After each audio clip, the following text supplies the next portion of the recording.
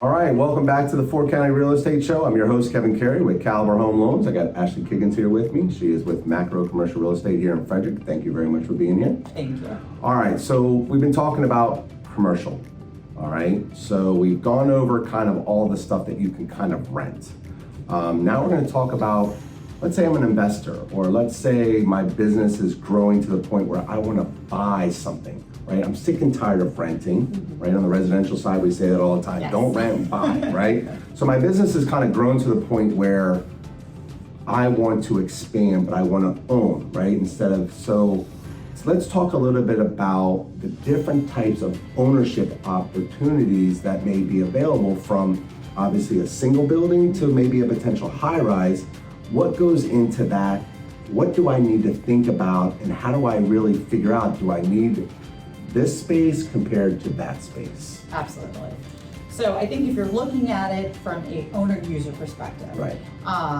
Then I think first and foremost, make sure you know exactly what you're looking for and exactly what size you're looking to be in. Okay. Because, unlike renting where it's, well, we can get rid of this in 3 years, you're purchasing the building. So Right. you want to make sure whatever you're purchasing, you're planning to be there for a little bit of time. I mean, Right. purchasing a building, whether it's, a single-story building or a multi-story building, Right. you're going to want to make sure you're not putting in small dollars. It's not a flipping opportunity It's where not you're a flipping buying it for 3 opportunity. years and yeah. Okay. Exactly, and there is no landlord to pay tenant improvement money Right. to help you build out your space. It's all Right. your money. Right.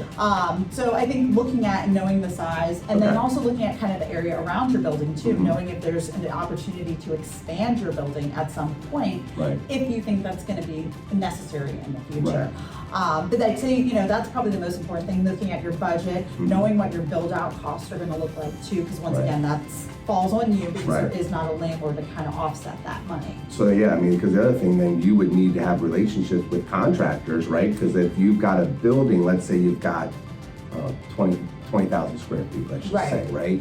And you're trying to advertise and get tenants to come in and rent for you, they may not need 20,000, they may need 5 of it, Right. right? And then you need your own contractors, your own relationships, so it's even more in depth than just purchasing, correct? Correct, and what you're talking about now too is the other side of this, Okay. of the purchasing, is looking at it from an investment point. Right. And being an investor saying, okay, I want to go out and I want to, buy a building. You can look at buildings that are already occupied. Right. Obviously you're going to want to look at what they call the vacancy rate. You want to see kind of where the vacancy is in the building, maybe what the trends of vacancy are with the building. Right. You'll want to review all the leases. You want to see what the lease rates are and kind of what that income is compared to what your expenses are, and then compared to what you're actually purchasing the building for. Right. And that's where we start to look at kind of what we call cap rates and looking at the percentages and the risk and the all of that kind of plays in together. Right.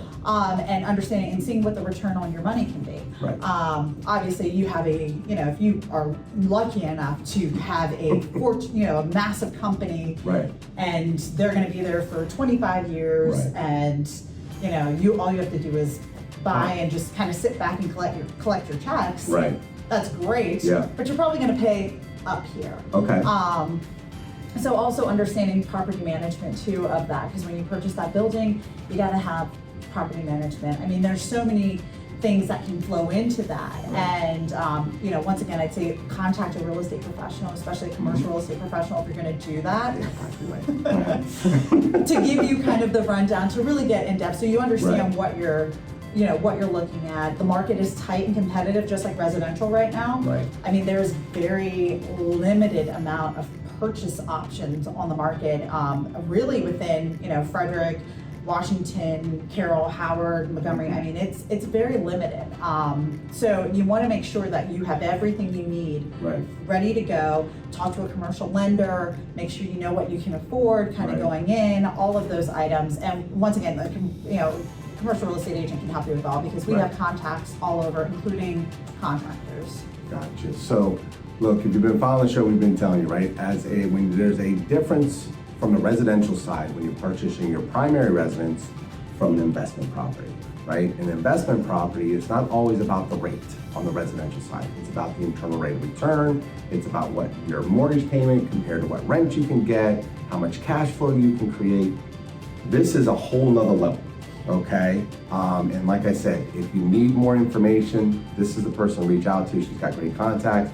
She can help you, put you in a position to see, one, are you even ready for this? That's the big thing, is we see a lot of people come saying, hey, I want to buy a building, and all of a sudden they get into the weeds of it and they go, oh my God, I'm way over my head.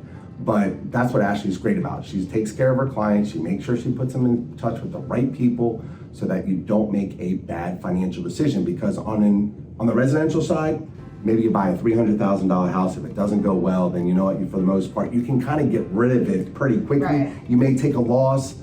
You're buying a $2.5, $3 million building, and all of a sudden, it's not easy to exit stage right, to put the thing on the market. All your tenants move out within that 3-year period, and then you have a vacant building, you're not getting any income, and you've got to try to sell it now. And So, like I said, Ashleigh's the person to talk to. Her contact information is behind me. Thank you very much for being here. It's great data, great information as always.